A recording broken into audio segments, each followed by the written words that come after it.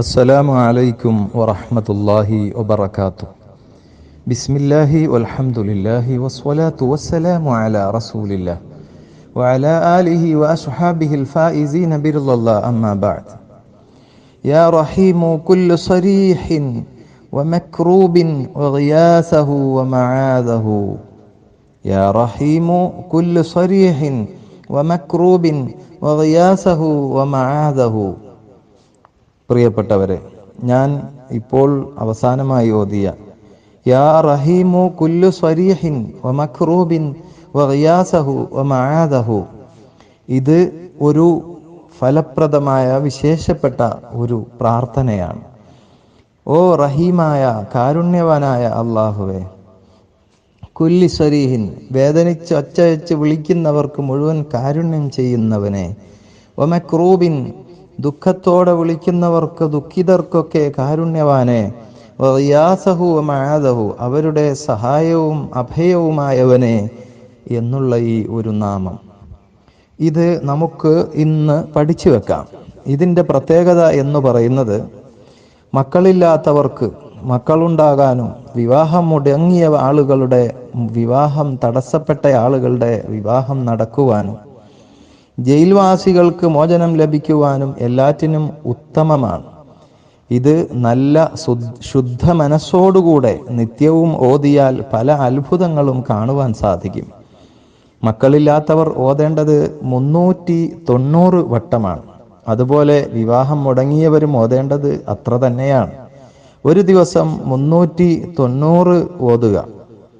ഓതുമ്പോൾ ഒരു കാര്യമുണ്ട്, ഓതുന്നതിന് മുമ്പ് ഏതെങ്കിലും ഒരു സലാത്തും ചൊല്ലണം. ഓതിക്കഴിഞ്ഞിട്ടും ഒരു സലാത്ത് ചൊല്ലണം. വിശദീകരിച്ച് പറഞ്ഞാൽ, ഒരു ദിക്ർ, ഈ ഒരു ഇസ്മിനെ ഒരു വട്ടം ചൊല്ലുമ്പോൾ, ഈ ദിക്റിനെ അല്ലെങ്കിൽ ഈ ദുആഇനെ എന്തും പറയാം, ഈ ദുആഇനെയോ ഈ ദിക്റിനെയോ ഒരു വട്ടം ചൊല്ലുമ്പോൾ അതിൻ്റെ മുമ്പൊരു സലാത്തും ശേഷം ഒരു സലാത്തും ചൊല്ലുക. ഇനി അടുത്ത ഒരു സലാത്തും ഒരു ദുആവും ഒരു സലാത്തും, ഇനി അടുത്തത് ഒരു സലാത്തും ഈ ദുആവും ഒരു സലാത്തും. ഇങ്ങനെയാണ് 390 ചൊല്ലേണ്ടത്. അപ്പൊ ആദ്യം 390 സലാത്താകും, 390 ദിക്റാകും, പിന്നെയും 390 സലാത്താകും. ഇങ്ങനെ രണ്ട് വശങ്ങളിലും സലാത്തിനെ വെച്ചുപിടിപ്പിച്ചിട്ടാണ് ഓരോ വട്ടവും ഇത് നമ്മൾ ചൊല്ലി തീർക്കേണ്ടത്. ഇങ്ങനെ ചൊല്ലിയാൽ ഇൻഷാ അല്ലാഹ് ജയിലിലുള്ളവർക്ക് മോചനം ലഭിക്കും. അതുപോലെ മക്കളില്ലാത്ത ആളുകൾക്ക് മക്കളുടെ ഭാഗ്യം അല്ലാഹു നൽകും. വിവാഹം മുടങ്ങിയവരുടെ വിവാഹം എളുപ്പത്തിലാക്കുകയും ചെയ്യും. ഇനി ഇതുതന്നെ ഇതേപോലെ 390 വട്ടം മുമ്പിലും പിമ്പിലും ഓരോ വട്ടവും സ്വലാത്ത് ചൊല്ലി ഇത് 40 ദിവസം ഓതിയാൽ, നേരത്തെ പറഞ്ഞവരും നേരത്തെ പറഞ്ഞ വിഭാഗത്തിനും അതിൻ്റെ ഫലങ്ങൾക്കുമെല്ലാം 40 ദിവസമാണ് ഓതേണ്ടത്.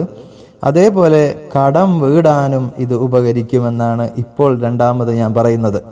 കടത്തിൽ നിന്ന് മോചനം ലഭിക്കാനും ഇതേപോലെ 390 390 390 എന്ന കണക്കിൽ ഇത് ചൊല്ലി തീർക്കുക. 40 ദിവസം ചൊല്ലുക. അള്ളാഹു തൗഫീഖ് ചെയ്യട്ടെ. ആരെയും മനസ്സിനെ കീഴ്പ്പെടുത്താനും മറ്റുള്ളവരുടെ മുമ്പിൽ നമുക്ക് നല്ല സ്ഥാനം കിട്ടുവാനുമെല്ലാം നിത്യേന ഇത് 7000 വട്ടം ചൊല്ലുന്നത് നല്ലതാണ്. 7000 ഒരു ദിവസം ചൊല്ലി തീർക്കാനാകുമോ എന്ന് ചോദിക്കുന്നതിന് അർത്ഥമില്ല.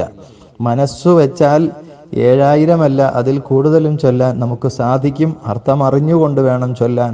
7000 വട്ടം 40 ദിവസം ചൊല്ലിയാൽ സകലരെയും വശപ്പെടുത്താൻ സാധിക്കുമെന്ന് ഇതിൻ്റെ ഫായിദയിൽ പറയുന്നു. ഏതായാലും ഈ ദിക്ർ നമുക്കൊന്നുകൂടി പാരായണം ചെയ്യാം. യാ റഹീമു കുല്ലു സ്വരീഹിൻ വമക്രൂബിൻ വഗിയാസഹു വമആദഹു. അതിൻ്റെ മലയാള രൂപവും അതോടൊപ്പം കൊടുത്തിട്ടുണ്ട്. യാ റഹീമു കുല്ലു സരീഹിൻ എന്നതിനെ വായിക്കുമ്പോൾ സ്വരീഹിൻ എന്ന് വായിക്കണം. വമക്രൂബിൻ വഗിയാസഹു വമആദഹു. അല്ലാഹു ചൊല്ലാൻ തൗഫീഖ് ചെയ്യട്ടെ.